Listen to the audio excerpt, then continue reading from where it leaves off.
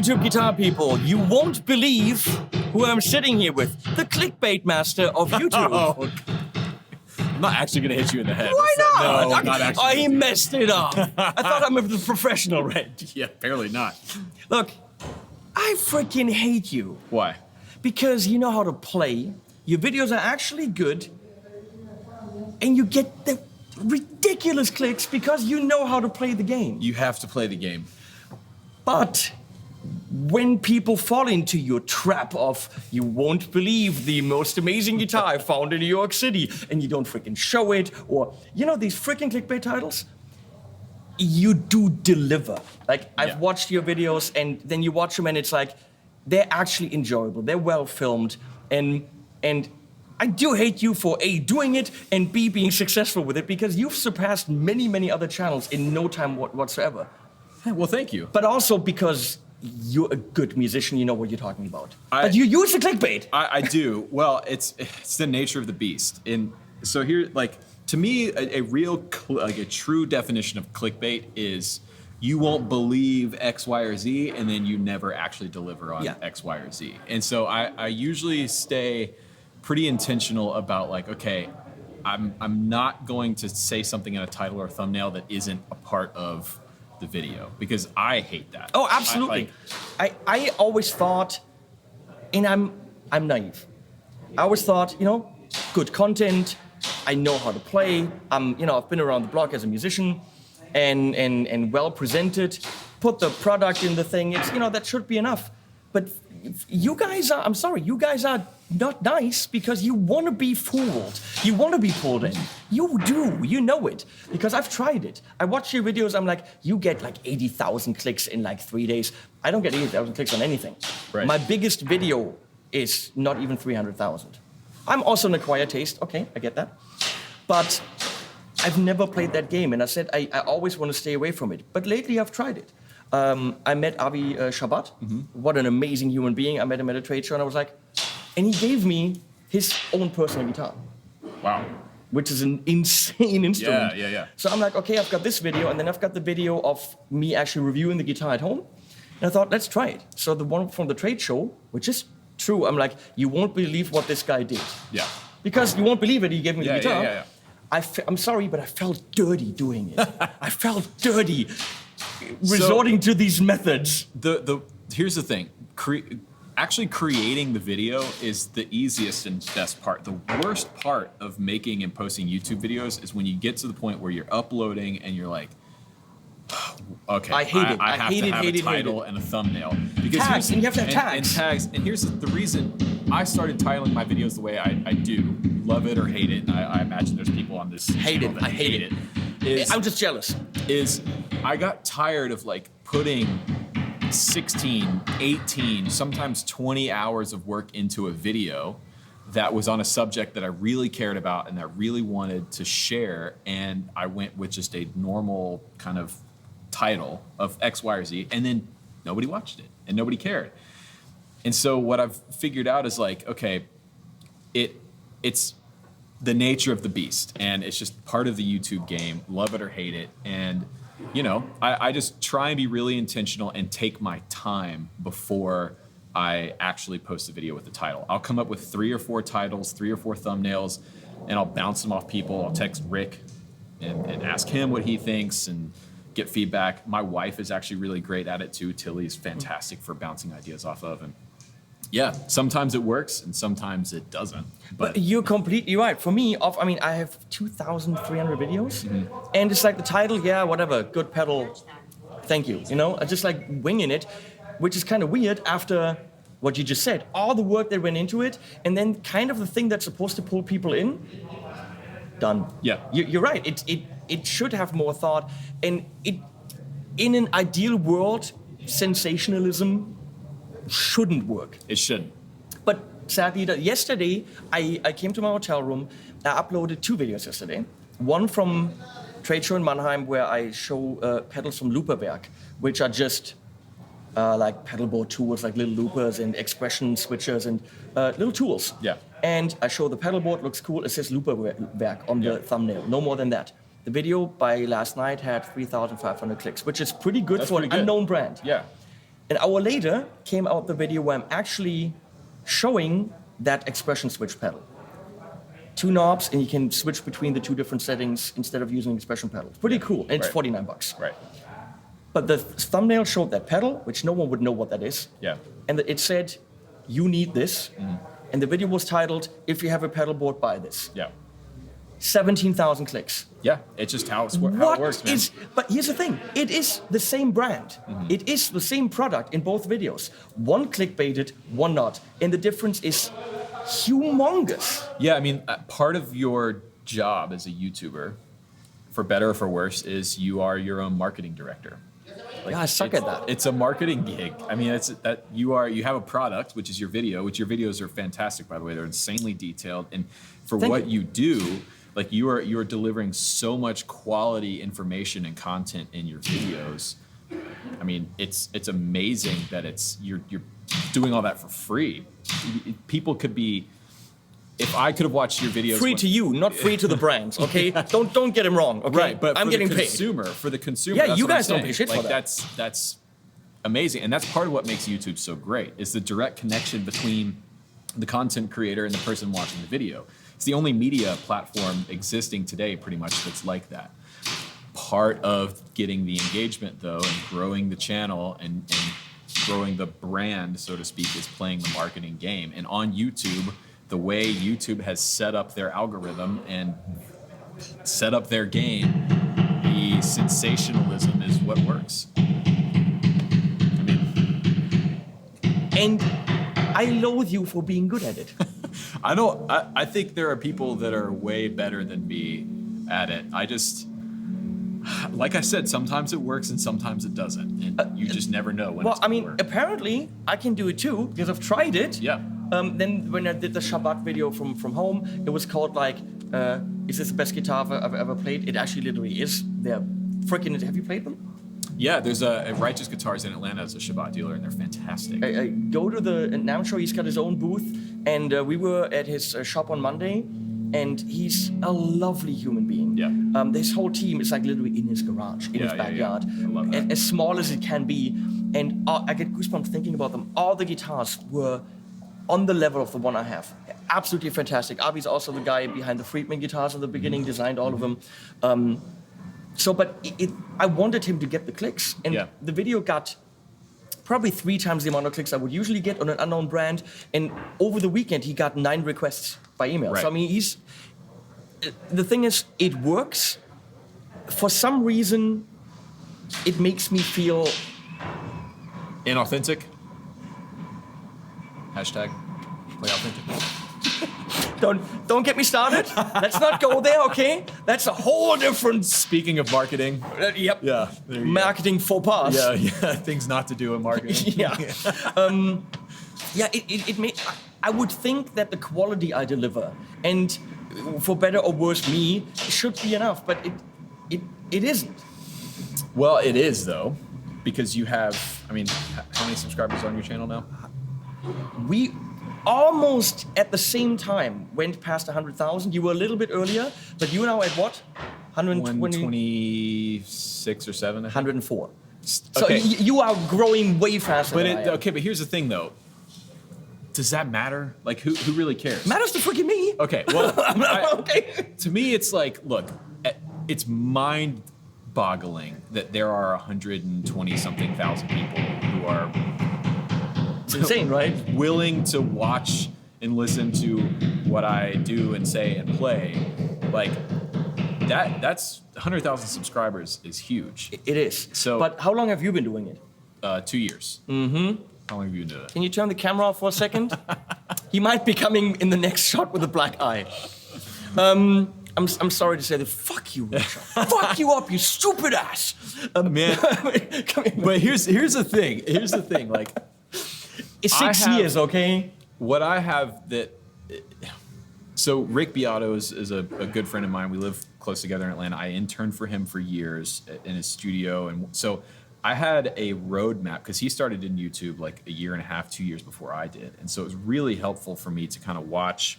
Do you really think that being on his show and stuff It helped in you the a lot? beginning. Yeah? In the beginning, yeah, it definitely helps. Because I've been on Glenn's show, and that probably No. I mean, Glenn really supported me a lot. But for me personally, none of this being on bigger channels and all that, I don't think it really did a lot. I had a steady growth at a certain point, and it's always been there. Now that I've broken 100,000, it's still there. For me, people see, my videos are always long. So this one's a long one. People, get it? I never hear that. People see it, and they go like, this guy is stupid. But if they give me a second or third chance, they get the shtick. Right. They get that I'm not trying, that I don't think I'm funny. The fact that I pretend to be funny and is making more fun of me than... But that's funny. Yeah. That's Once you get that, yeah. you're hooked. The Yeah. people that get me, they love it. But I'm not easily digestible. And I watch you, and it's easier to watch than me. Well, I would argue, based on some comments I've gotten, that I'm not easily digestible for some people either, right? It's impossible to please everybody on the internet, and you shouldn't try to do that anyway, right? Because that's just not. No, You gotta be you. It's not what's important. You got to be you. You right? do you, as they say. But the thing about YouTube nowadays is it's as much about the personality on the video as it is the content that you're providing. Now, 5 years ago, that wasn't the case, right? 3 years ago, that really wasn't even the case, but now it's such a personality-driven thing. And you have to remember, a lot of this is intentionally done by YouTube and by Google. That's what they're driving the algorithm to favor certain types of content over others. When YouTubers ask me, what should I do? I was like, look, people watch people. Yeah. Do not show your face. Yeah. You know, people watch people. I know that if I had a second person next to me on a regular basis, I think the channel might be unstoppable because I've got the tech to do it. I literally have a big ass control room and the live switching and all this. I have the connections in the world. If in the industry, if I had an opposite next to me, maybe let's not say Gibson fan. That's just, I don't want that person next to me. But no, I don't. But someone who's like kind of an opposite. Yeah. Stylistically and everything, and gives me some lip. That's a fun show. Yeah. Someone who likes fuzzes, for example, those weirdos.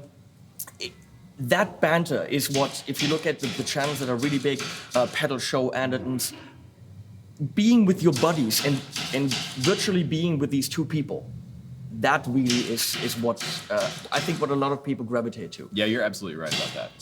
The thing is, I'm in a rural area, and finding someone that's a great host, can play, knows his stuff, and I would have to pay that person. Right. I mean, the channel makes money. I can say, oh, do it for fun. But completely different question. How much do you think your success is related to the fact that you're a good player, and yes, you are a realistic player, you do gigs and all that, and you play with big people, but that you are you play the singer-songwriter stuff. You play I'm gonna call it every man's guitar music, but you don't push you playing up front. You're a kick-ass side band. I watched the thing where you were in Holland during the session, and I was like, getting goosebumps thinking about it. That's so weird. It's just a great song, and the stuff you play, I'm like, yeah, that's what I would play on that song. Because there's so many metal channels and so many. I love Pete Thorne, for example. Pete's an amazing guy and player. But can it be that you're catering to a kind of guitar player that most other channels don't cater to? I think that's part of it. And this goes back to the thing of like, I can only be myself. And the type of player that I am, I respect the hell out of all of the metal guys and the prog guys and the dudes playing extended range guitars. Pete Thorne is like an idol to me. Tim Pierce, these guys are. Tim Pierce is I see you in your approach, which is very similar to mine when you're layering guitars. Tim Pierce is the guy. Yeah. When I watch Tim, every part he plays, I'm like, I get what he's doing. That's easy. That's easy. That's easy. You just have to come up like this, get the sounds like this, and nail it, and it fits. Yeah. None of it is magic, but it's magic. Yeah. So, I mean, to answer your question, I feel like that's part of it because there is kind of a void, at least from my perspective, in that type of playing on YouTube. And I felt like, look, this is what I do. I love this style of music, and the type of player that I want to be is the type of player that plays to the song, plays what the song needs. If the song needs to open up and play a crazy solo with a ton of gain, and I can do that, but more often than not, it's more about the tone.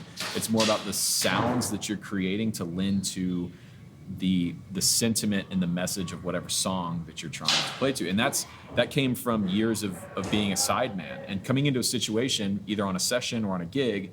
You're like, okay, here's the bare bones. This is the vocals and the acoustic guitar. Now it's up to me to use my skill set to kind of take this song to where it needs to go with my playing. Sometimes that's just playing a single note line that's outlining the bass line, or just playing chords or whatever. But I try and bring that to my videos and the songs that I write for my videos. It's like, I just want to do something that I have in my head. And you think like an arranger? Yeah, I think it's song first. I would think that possibly Glenn's audience and Ola's audience has pretty much zero overlap with yours. Yeah. I probably overlap with Ola's audience a bit because I can do the heavy stuff and I've done albums in that style. But at heart, I'm like the singer-songwriter guy. I love to work with a guy coming in with an acoustic guitar and then I arrange around them. Yeah. I can do prog metal if I want to. I've done it, but that other stuff is fun to me. Right. It's a different challenge. So I think there's probably overlap quite a bit between our audience and then with my audience and Glenn's and Ola's. But I think between you and the metal channels, probably not the same. Yeah, it's same a people. different, and you know what I've thought about that? Like, I'm definitely not a metal player. It's something I'd like to hone in on a little bit, and just from my own personal skill set. But I want to start getting more of that involved in the channel, because honestly, it's a world that I only have a surface level understanding of. When I was in music school, I had to learn songs like Erotomania and some Rush stuff. And Where'd you go? where did I go? Yeah. Atlanta Institute of Music in Atlanta. Heard about that. Tosin Abasi went there like years before I was there. It's a great school, and it forced me outside of my comfort zone in a lot of ways. But you have to, as a musician, you have to be true to your voice. You have to find your voice. And for me, my voice is what I do on the channel. And The question is if it comes across as genuine. If you're sitting there with a 7-string fan-fret guitar, I'm sure as a player, I emulate a lot of this stuff. I can only emulate gent, I don't gent. Yeah. Question is if that gels with the people that want the honest guy. Even Ola is like, I don't know how to gent. Yeah. He's for the traditional metal guy. Yeah. So, you're doing well. It's growing. I hate it. But in some ways we're competition, but then again not. I would have never started, GitCon, TGU, Gear Street if I actually thought that we can all have a piece of the pie and work together. Otherwise, I'd say fuck off, people. But I invite these guys to my house, so because I think if we all are friends and work together, we can play off each other's videos. We can do collaborative things. And you have a contact with the brand that I want to get in with, and I'm like, hey, Rhett, can you? Right. We've just met, but I know this is how it's going to go down. Well, here's the thing. I don't see it as competition, because at the end of the day, we're all making content based around guitar and music and musicianship, right? And to me, my goal on YouTube and with my channel, and I think the same thing for you and RJ Ronquillo and Glenn and all these people, is make a video.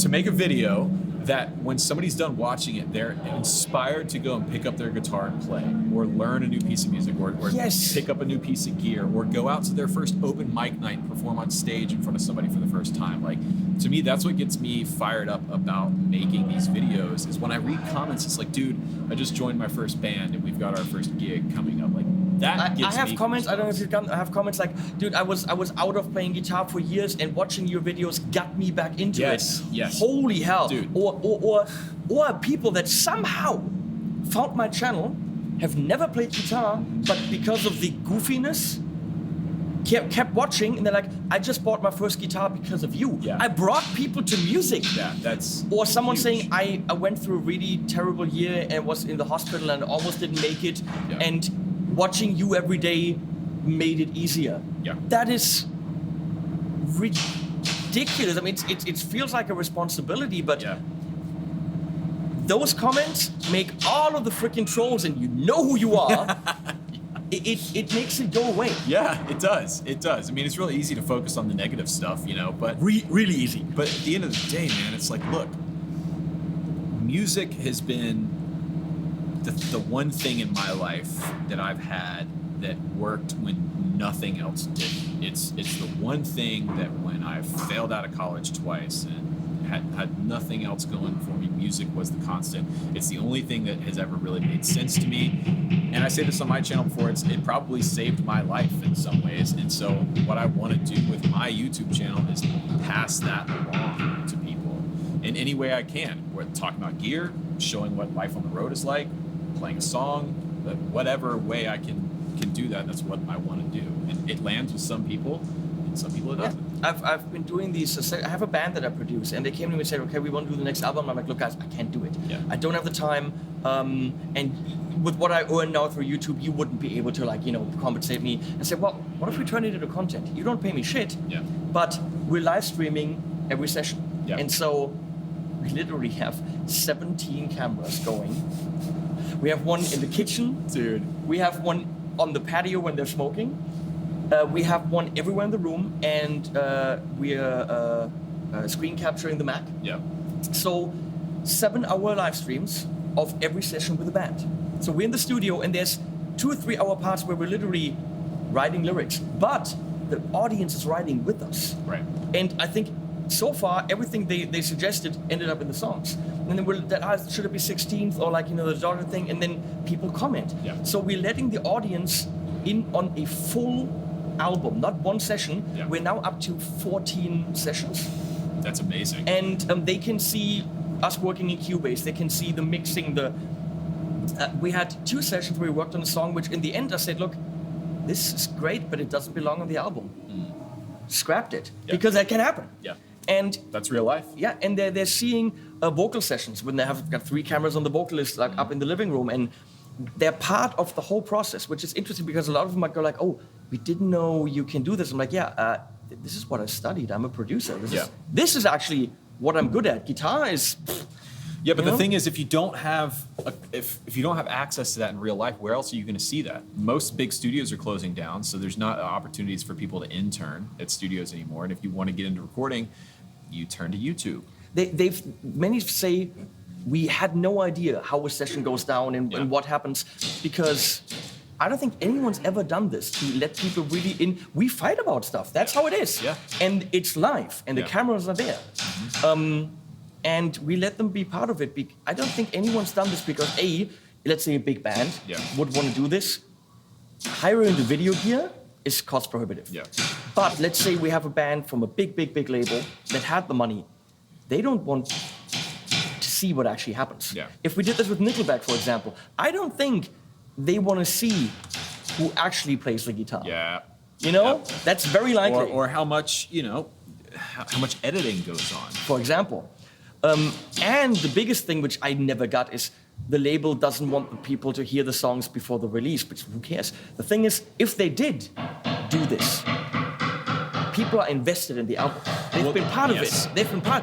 They will most certainly buy it. Yeah, that's happened to me on my channel. So one of the senior songwriters I play with is Noah Guthrie. And over the past year, I've been documenting in vlogs the creation and recording and then the release of a song called Hell or High Water. And so in multiple videos of mine, you can see us performing the song live and arranging it. And then I made a whole vlog of us in the studio recording the song. And so by the time Noah released that as a single, there was between 500,000 and 1 million people all over the world that had already heard and been exposed to the song. So whenever it was released on Spotify, people immediately jumped on it and went to it.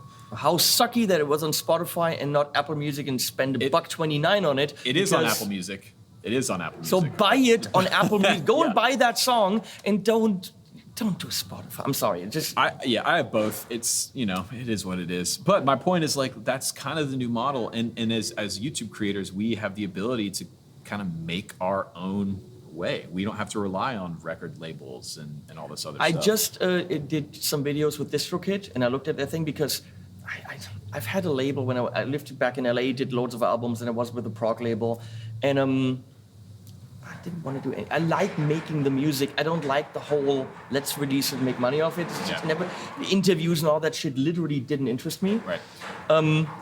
Well, now, went back to Germany, I have 7 or 8 albums that are literally sitting on my hard drive because I like to make them. Right. I don't like to deal with the other stuff. So I will very like, and everyone's asking me in my videos, where can we buy this?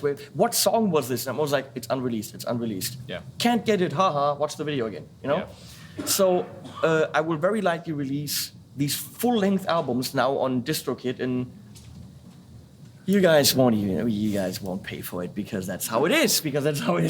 But I will release these albums that are literally just sitting on the hard drive, just for the fun of it. I'm hoping to release my first album, and that's something that YouTube has done for me. For years, I've wanted to release music of my own, but I didn't think I was capable of doing it and didn't have an avenue to do it. But now it's like, okay, I finally have this part of my voice that I want to get out, and so hopefully this year I'll be putting out some kind of EP or something. Awesome. If I can get to it, but yeah.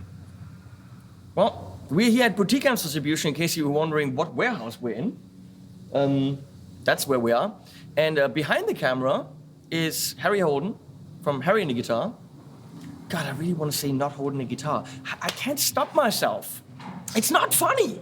It's really not. Why am I like this, Rhett? Man, I don't know. Why am I like this?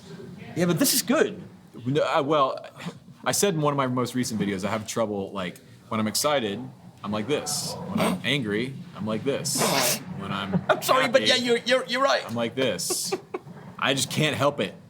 So I need to take a page out of your book, I think. Yeah, I'm a little bit over. The thing is, we're not stopping. I think people buy gear that I show, not because of how it sounds, they can hear that everywhere, but because of the emotional reaction that you can see in my face. Yeah.